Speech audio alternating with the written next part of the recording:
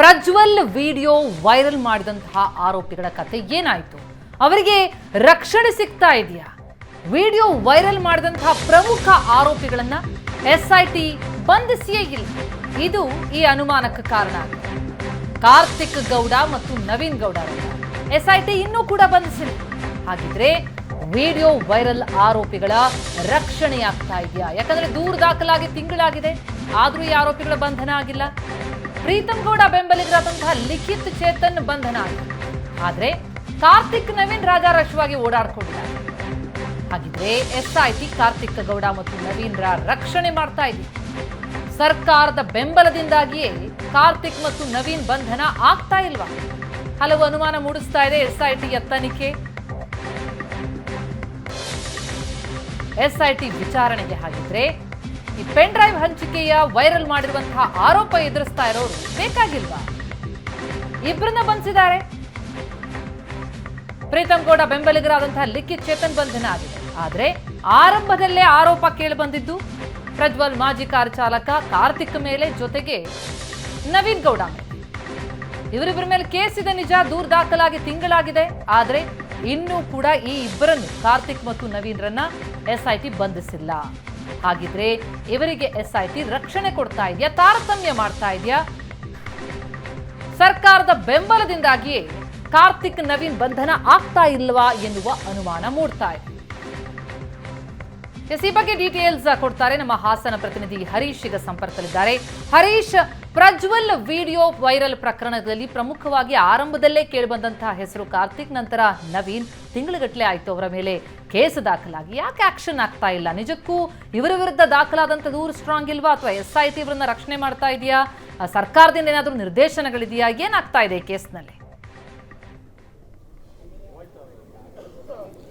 ಪ್ರತಿಮಾ, ಪ್ರಜ್ವಲ್ ರೇವಣ್ಣನವರದ್ದು ಏನಲ್ಲದ ಅಶ್ಲೀಲ video viral ಪ್ರಕರಣಕ್ಕೆ ಸಂಬಂಧಪಟ್ಟಂತೆ ಮೊದಲಿಗೆ ಅನುಮಾನ ಬಂದಿದ್ದು, ಜೊತೆಗೆ ದೂರು ದಾಖಲಾಗಿದ್ದು ಕಾರ್ತಿಕ್ ಗೌಡ ಮತ್ತು ನವೀನ್ ಗೌಡ ಮೇಲೆ.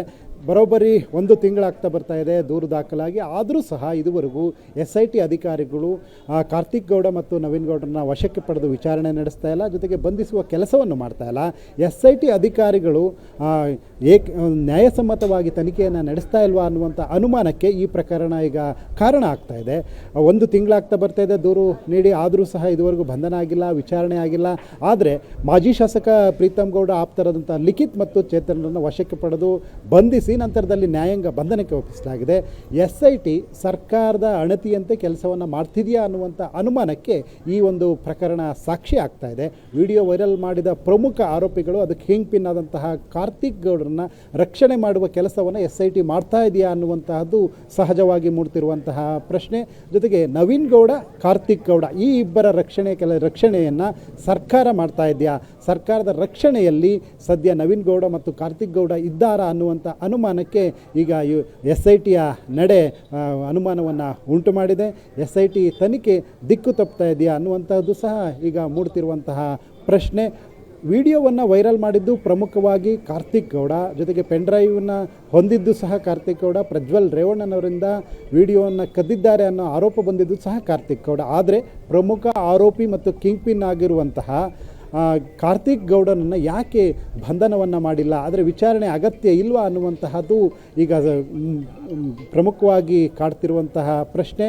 ಸರ್ಕಾರದ ಒಂದು ಸೂಚನೆಯ ಮೇರೆಗೆ ಎಸ್ಐಟಿ ಅಧಿಕಾರಿಗಳು ಕೆಲಸ ಮಾಡ್ತಿದ್ದಾರೆಯಾ ಅನ್ನುವಂತಹ ಒಂದು ಅನುಮಾನವನ್ನು ಈಗ ಸದ್ಯ ಎಸ್ಐಟಿ ಅಧಿಕಾರಿಗಳ ನಡೆ ಉಂಟು ಮಾಡ್ತಾ ಇದೆ. ಇನ್ನಾದರೂ 1 ತಿಂಗಳಾಗಿದೆ ಬರೋಬ್ಬರಿ. ಪೂರ್ಣಚಂದ್ರ ಎನ್ನುವರು ದೂರನ್ನು ನೀಡಿದರು. ಈ ದೂರು ನೀಡಿದರೂ ಸಹ ಇದುವರೆಗೂ ಯಾವುದೇ ರೀತಿಯ ಪ್ರಕರಣವನ್ನು ಸಂಬಂಧಪಟ್ಟಂತೆ ವಿಚಾರಣೆಗಾಗಲಿ ಬಂಧಿಸುವ ಕೆಲಸವನ್ನಾಗಲಿ ಮಾಡಿಲ್ಲ. ಪ್ರತಿಮಾ, ಥ್ಯಾಂಕ್ ಯು ಹರೀಶ್ ತಮ್ಮೆಲ್ಲ ಮಾಹಿತಿಗೆ.